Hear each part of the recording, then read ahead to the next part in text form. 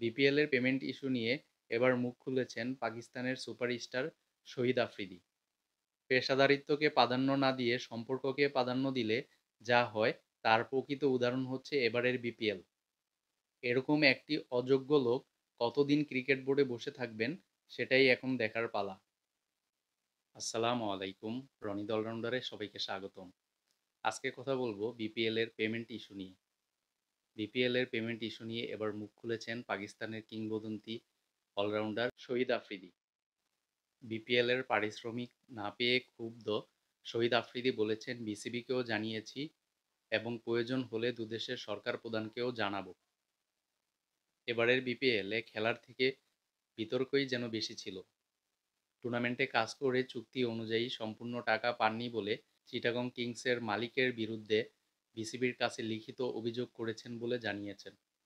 BCB যদি সমাধান দিতে ব্যর্থ হয় তাহলে পাকিস্তানের প্রধানমন্ত্রী ও বাংলাদেশের প্রধান উপদেষ্টার কাছে জানাবেন বলেও জানিয়েছেন। শহীদ আফ্রিদির সাথে চিটাগং কিংসের চুক্তি ছিল $1,00,000। চুক্তিতে বলা হয়েছিল বাংলাদেশে পা রাখার পরে তাকে $50,000 পরিশোধ করা হবে এবং টুর্নামেন্ট চলাকালীন সময়ে বাকি $50,000 পরিশোধ করা হবে। কিন্তু কথা রাখেনি চট্টগ্রাম কিংস মালিকপক্ষ। শহীদ আফ্রিদি জানিয়েছেন তাকে মাত্র $19,000 পরিশোধ করা হয়েছে।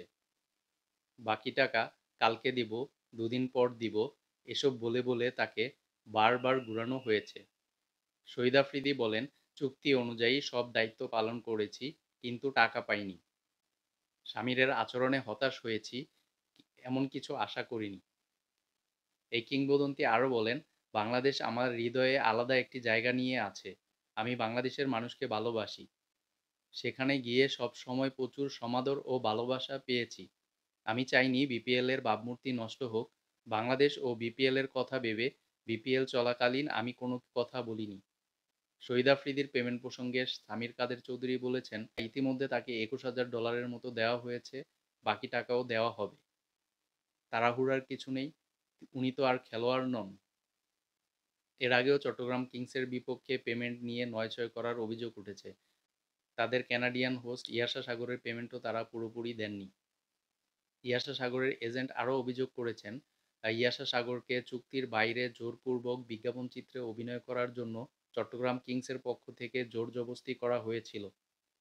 সেজন্য ইয়াশা সাগর কাউকে কিছু না বলেই বাংলাদেশ ত্যাগ করেছিল।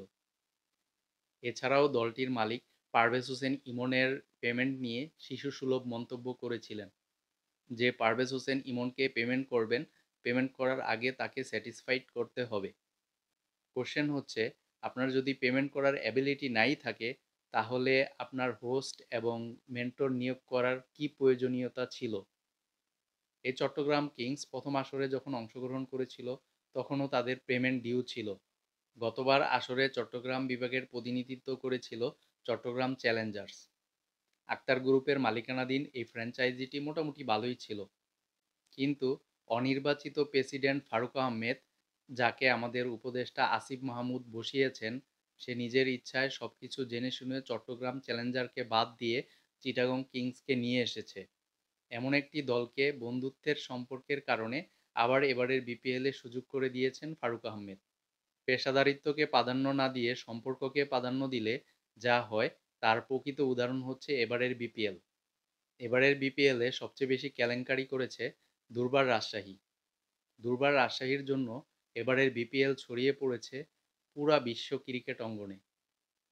এমন একটি বিপিএল আয়োজন করার থেকে না করাই ভালো ছিল, যেখানে বিপিএল শেষ হয়েছে প্রায় 1 মাস, এখনও খেলোয়াড়দের পেমেন্ট বাকি, কোচিং স্টাফদের পেমেন্ট বাকি, এমনকি ফ্র্যাঞ্চাইজি ফিও বাকি।